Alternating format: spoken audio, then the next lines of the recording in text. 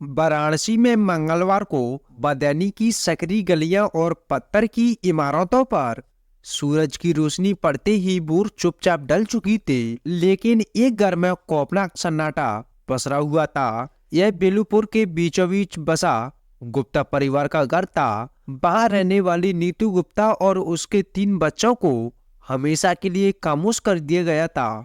उनके जिस्म मानो लहू से सनकर जम गए थे। हर जिस पर एक एक गोली का जख्म नुमा था, जो उनकी जिंदगी के आखिरी पलों की खौफनाक कहानी की तरफ इशारा कर रहा था।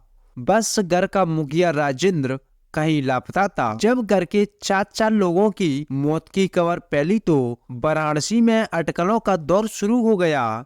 राजेंद्र गुप्ता खूंखार शख्स था। सालों पहले उस पर खानदानी जायदाद को लेकर हुए झगड़े में अपने ही भाई कृष्ण और उनकी पत्नी मंजू का कत्ल करने का आरोप लगा था। उसके हाथ परिवार के खून से रंगे थे और यह बात शहर को याद थी। इसलिए जब गुप्ता परिवार के 4 लोगों का कत्ल हुआ तो फौरन यह अनुमान लगाया गया कि राजेंद्र गुप्ता ने शायद बेकाबू गुस्से में आकर परिवार को मार डाला और फिर भाग निकला।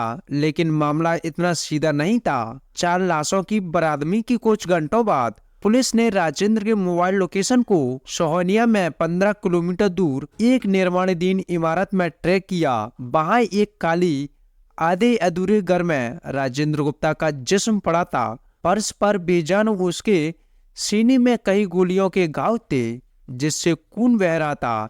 यह मंजर हैरान करने वाला था और खौफनाक भी। और इससे भी अजीब बात यह थी कि आसपास कोई हथियार मौजूद नहीं था। वाराणसी पुलिस के अनुभवी अधिकारी मौके पर पहुंचे थे।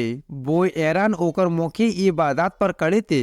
उनमें से एक ने अनुमान लगाया 3 गोलियां, कोई हथियार नहीं, संघर्ष का कोई निशान नहीं था। उसकी जेहन में सवाल कुलकुला रहा था। अगर उसने खुद को गोली मारी होती तो उसके पास हथियार होता।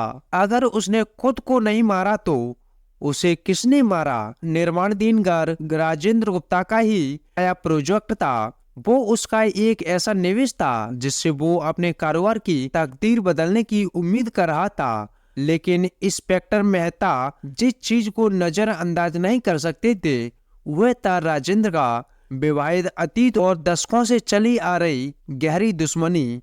क्या है उसके भाई की हत्या का बदला था, या फिर किसी ने शक को दूर करने के लिए राजेंद्र की बदनामी का फायदा उठाया था? शुरुआती दौर पर पुलिस घटना के पीछे की वजह पारिवारिक विवाद और पुरानी साजिश ही मानकर चल रही थी, क्योंकि मृत राजेंद्र गुप्ता ने वर्ष 1997 में ठीक इसी दिन मंगलवार को अपने पिता के साथ एक सुरक्षा कर्मी और अन्य व्यक्ति की हत्या की थी। आरोपी के मुताबिक राजेंद्र ने अपने भाई कृष्णा और भाभी मंजू को भी सोते वक्त गोली मारी थी, क्योंकि जिस घर में दर्जन भर राउंड फायर हो और किसी को उसकी आवाज सुनाई ना दे तो यह थोड़ा मुश्किल लगता है। हालांकि जिस घटना को पुलिस पहले हत्या और खुदकुशी मानकर जांच कर रही थी, वो अब नए सिरे से 5 हत्याओं की पड़ताल में जुट गई।